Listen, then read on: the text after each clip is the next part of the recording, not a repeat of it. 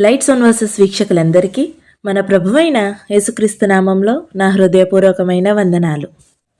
ఈరోజు ఈ వీడియోలో మనం బలవంతుడైన సంసోను గురించి తెలుసుకుందాం.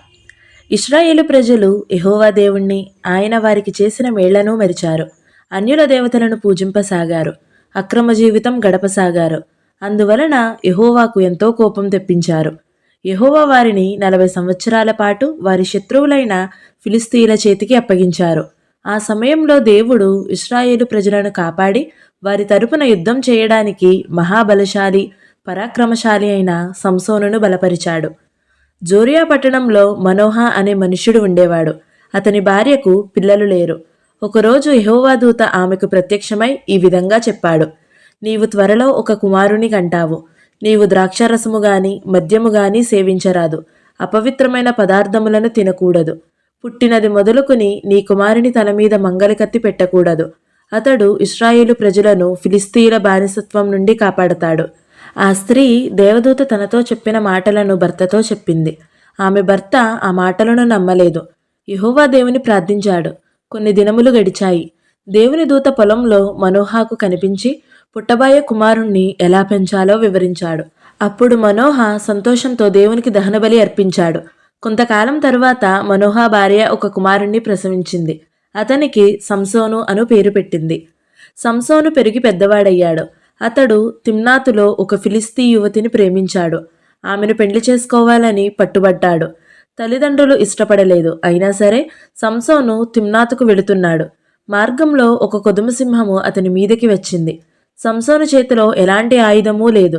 దేవుడు సంసోనుని బలపరిచాడు. అతడు ఆ సింహాన్ని సునాయాసంగా చీల్చి చంపేశాడు. తాను సింహాన్ని చంపిన విషయం అతడు ఎవరికీ చెప్పలేదు.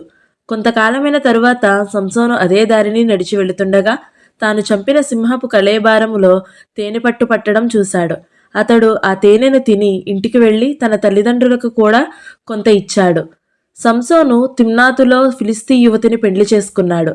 ఫిలిస్తీయుల ఆచారం ప్రకారము పెండ్లి కుమారుడు 30 మంది స్నేహితులకు విందు చేయాలి.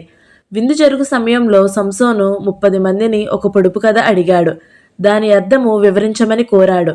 ఆ పొడుపు కథను ఈ విధంగా అడిగాడు: బలమైన దానిలో నుండి తీపి వచ్చెను, తిను దానిలో నుండి తిండి వచ్చెను అని అడిగాడు. ఫిలిస్తీయులు ఎంతో ఆలోచించినా పొడుపు కథకు సమాధానం చెప్పలేకపోయారు. వాళ్ళు సంసోను భార్య దగ్గరికి వెళ్లారు. ఎలాగైనా నీ భర్తను అడిగి ఈ పొడుపు కథకు జవాబు తెలుసుకోమని బ్రతిమలాడారు. సంసోను ఆమెకు సమాధానం చెప్పలేదు. అప్పుడు ఫిలిస్తీయులు ఈ రహస్యం తెలుసుకొనకుంటే నిన్ను నీ తండ్రి ఇంటి వారిని కాల్చివేస్తాము అని సంసోను భార్యను బెదిరించారు. కాబట్టి సంసోను భార్య ప్రతిరోజు ఏడుస్తూ పొడుపు కథకు సమాధానం చెప్పమని బ్రతిమలాడసాగింది. చివరకు సంసోను విసుగెత్తి జవాబు చెప్పేశాడు. 7వ దినమున అందరూ కూడి వచ్చి, తేనె కంటే తీయని వస్తువేది, సింహము కంటే బలమైనది ఏది అని చెప్పారు. అందుకు సంసోను, నా దూడతో దున్నకపోతే నా పొడుపు కథను సమాధానం చెప్పగలిగేవారు కాదు అని చెప్పాడు. యెహోవా ఆత్మ సంసోనును ప్రేరేపింపగా అతడు 30 మందిని చంపి వారి సొమ్మును దోచుకొని పొడుపు కథకు భావం చెప్పిన వారికి ఇచ్చాడు. తరువాత కోపంతో తన ఇంటికి వెళ్ళిపోయాడు. అందువలన సంసోను తన భార్యను విడిచి వెళ్లాడని తలంచిన ఆమె తల్లిదండ్రులు ఆమెను సంసోను స్నేహితునికి ఇచ్చి పెండ్లి చేశారు. కొంతకాలమైన తరువాత సంసోను తన భార్య దగ్గరకు తిరిగి వచ్చాడు. ఆమెను తన స్నేహితునికి ఇచ్చి పెళ్లి చేశారని తెలుసుకుని చాలా కోపపడ్డాడు. తను వెళ్ళి 300 నక్కలను పట్టుకుని జతలుగా వాటి తోకలు కట్టాడు. తోకలకు దివీటీలు కట్టి వదిలాడు. అవి వెళ్ళి ఫిలిస్తీయుల గోధుమ పొలాలను, పనల కుప్పలను, ద్రాక్ష తోటలను, ఒలివా తోటలను తగలబెట్టాయి.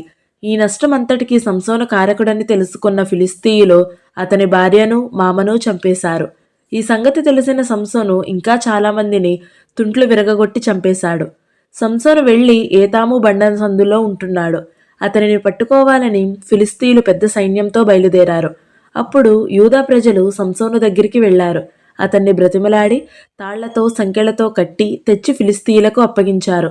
సంసోను యెహోవా ఆత్మచేత బలపరచబడి ఆ తాళ్లను సంకెళ్లను తెంపివేశాడు. అక్కడ పడి ఉన్న ఒక గాడిద దవడ ఎముకను తీసుకుని దానితో 1000 మందిని చంపాడు. సంసోను గాజా పట్టణంలో ఒక వేశ్య ఇంటిలో ఉంటున్నాడన్న సంగతి తెలుసుకున్న ప్రజలు అతన్ని చంపాలని చూస్తున్నారు.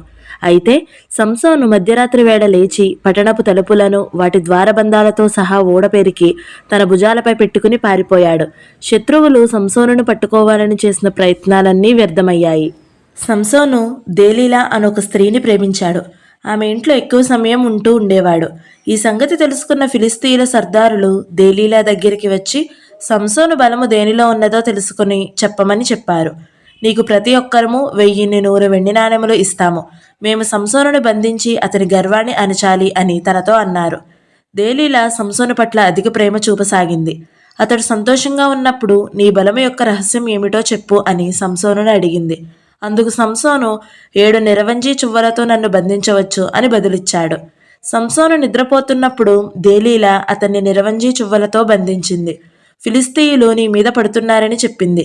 సంసోను ఆ నిరవంజి చువ్వలను నూలు దారాల వలె అతి సులభంగా తెంచివేశాడు. రెండవసారి కొత్త తాళ్లతో బంధించవచ్చని చెప్పాడు.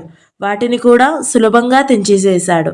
మూడవసారి నా వెంట్రుకలు జడలుగా వేస్తే నేను బందీనైపోతానని చెప్పాడు. దేలీలా సంసోను వెంట్రుకలను 7 జడలుగా అల్లి వాటిని మేకులతో దిగగొట్టింది. ఈ పర్యాయము సంసోను మేకులతో సహా ఊడదీసుకుని పోయాడు. అప్పుడు దేలీలా, నీకు నా మీద ప్రేమ లేదు, కానీ నన్ను ప్రేమిస్తున్నానని అబద్ధం చెప్తున్నావు. నన్ను 3 సార్లు ఎగతాళి చేశావు. ఇప్పుడైనా నీ బలం దేనిలో ఉందో చెప్పు అని సంసోనును బ్రతిమలాడింది. సంసోను విసుగ చెంది చచ్చిపోతే మంచిది అని అనుకున్నాడు. ఈసారి అతడు ఈ విధంగా నిజం చెప్పాడు. నేను పుట్టినప్పటి నుండి దేవునికి నాజీరు చేయబడిన వాడిని. నా తల మీద మంగలి కత్తి రాలేదు. నాకు క్షవరం చేసినట్లయితే నా బలమంతా పోతుంది అని చెప్పాడు. దేలీలా ఈ నిజాన్ని తెలుసుకున్న వెంటనే ఫిలిస్తీయుల సర్దారులను పిలిపించింది. వారు డబ్బు తీసుకుని వచ్చారు. ఆ రాత్రి దేలీలా సంసోనును తన తొడపై నిద్రపెట్టుకుని ఒక మనుష్యుని చేత పూర్తిగా క్షవరం చేయించింది. ఆ తరువాత ఫిలిస్తీయులు వచ్చి నీ మీద పడుతున్నారు, త్వరగా లేచి పారిపో అని సంసోనును త్వరపెట్టింది. సంసోను ఇంతకు ముందు వాని వలె లేచి బంధాలు తెంచుకోవాలనుకున్నాడు. కానీ యెహోవా తనను ఎడబాసినాడని గ్రహించలేదు. ఫిలిస్తీయులు సంసోనును బంధించి అతని కన్నులు తీసివేశారు.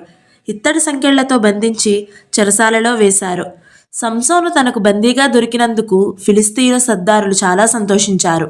తమ దేవత అయిన దాగోను గుడిలో కొన్ని వేల మంది అధికారులు, పురుషులు, స్త్రీలు సమావేశమయ్యారు.